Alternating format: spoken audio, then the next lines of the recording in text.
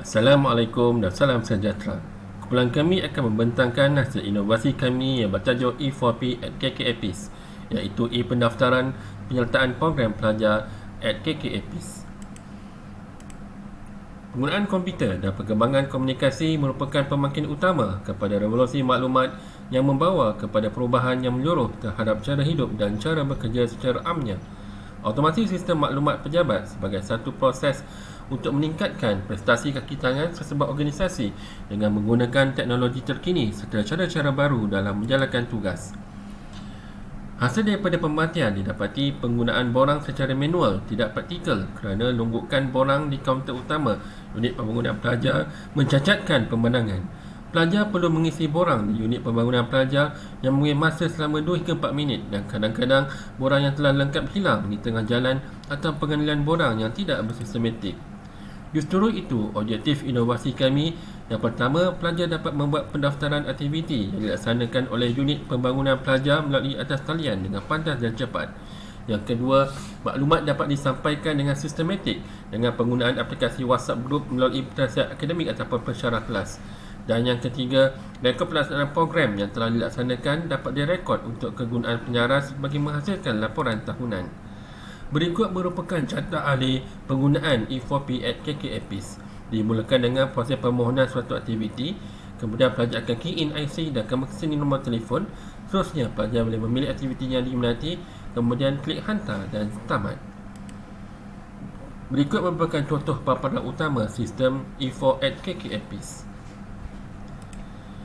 Daripada segi kreativiti dan inovasi, idea yang kreatif dalam penggunaan sistem otomasi pejabat berfokus kepada penyelesaian masalah yang dihadapi organisasi.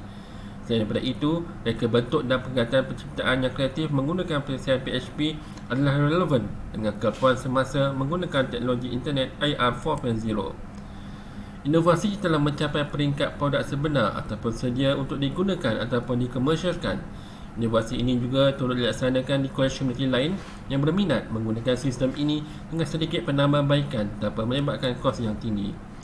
Daripada segi kegunaan produk, ia dapat menyematkan masa kaki tangan kolej komuniti Arau dalam menggunakan sistem otomasi pejabat. Seterusnya, daripada segi penjambatan kos kerana penggunaan open source, ia juga mempunyai 4 elemen untuk meningkatkan produktiviti, iaitu motivasi, kualiti, efisien dan ekspektasi. Ia juga mudah digunakan oleh pengguna pada bila-bila masa tanpa mengira lokasi.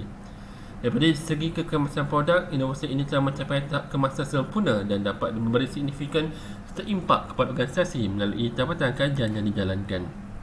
Antara impak yang diperolehi, ia dapat melancarkan proses pendaftaran dan penyertaan aktiviti yang dilaksanakan oleh unit pengguna pelajar. Ia juga dapat menggunakan kertas sebagai mencetak borang apabila permohonan penyertaan dibuat secara atas talian. Dan terakhir, ia dapat diaplikasikan terhadap semua pelaksanaan aktiviti di Kolej Komuniti Arau.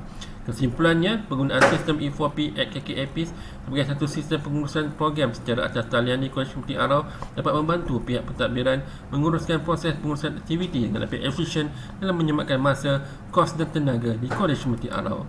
Sekian, terima kasih.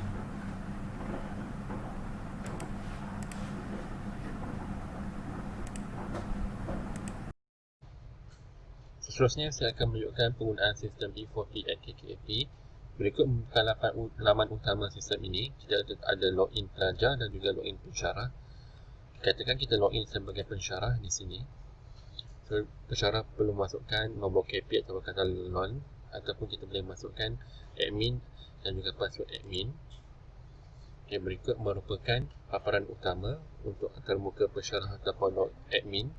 So, di sini kita nampak sebenarnya program dan aktiviti yang ada dalam unit hal ehwal pelajar.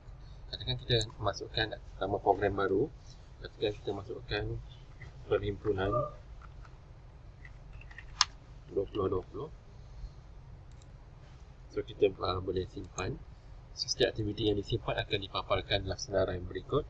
So, nombor 5 ni perhimpunan 2020. So, untuk aktiviti, kita klik pada aktiviti. So, kita boleh masukkan aktiviti yang terdapat dalam perhimpunan 2020. Katakan kita boleh masukkan di sini program celik IT. So, yuran, kalau ada yuran kita boleh masukkan. Kalau tak ada, kita boleh biarkan kosong.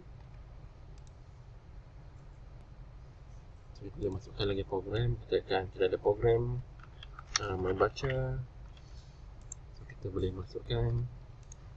So kita setiap aktiviti program dia akan papar di sini lah. Kemudian untuk waktu, kita boleh setkan waktu. Lokasi, kita boleh setkan lokasi. So, untuk pensyarah dan jadual, kita boleh setkan pensyarah yang ingin mengajar ataupun handle aktiviti tersebut. Kita katakan kita ada Muhammad Ali ni sebagai pensyarah. Kita boleh klik pada jadual. So, kita boleh pilih, katakan kita boleh pilih 10 Oktober ni. Nama aktiviti kita pilih 2020. So, nama program, katakan dia akan handle program National IT. Lokasi, katakan Dewan Afifi. So, kita akan simpan. So, nanti dia akan masuk dalam senarai aktiviti pensyarah Mak Fadli ni lah. Kemudian untuk pelajar, di sini kita boleh daftar pelajar, senarai pelajar, ataupun kita boleh ambil pelajar yang sedia ada. Katakan nama pelajar ni, saya ambil yang sedia ada, katakan Kiki ni. So, kita ambil subjek ini menunjuk pada aktiviti. Saya katakan kita ambil himpunan 2020. Katakan kita ada 2 aktiviti, kita daftarkan dua-dua pelajar ni untuk dua-dua aktiviti. So, kita simpan. Kemudian kita boleh keluar. Saya katakan kita login sebagai pelajar pula. Dari sini kita kasi masukkan nombor pelajar, nombor kenalan. So, kita akan nampak pelajar tadi didaftarkan dalam program Celik IT. Lepas tu kita boleh tengok pensyarah yang terlibat di sini. So, kita boleh tengok serta yuran, sekiranya perlu dibayar. Kalau tak ada, dia akan kosong lah di sini. Sekian saja. Terima kasih.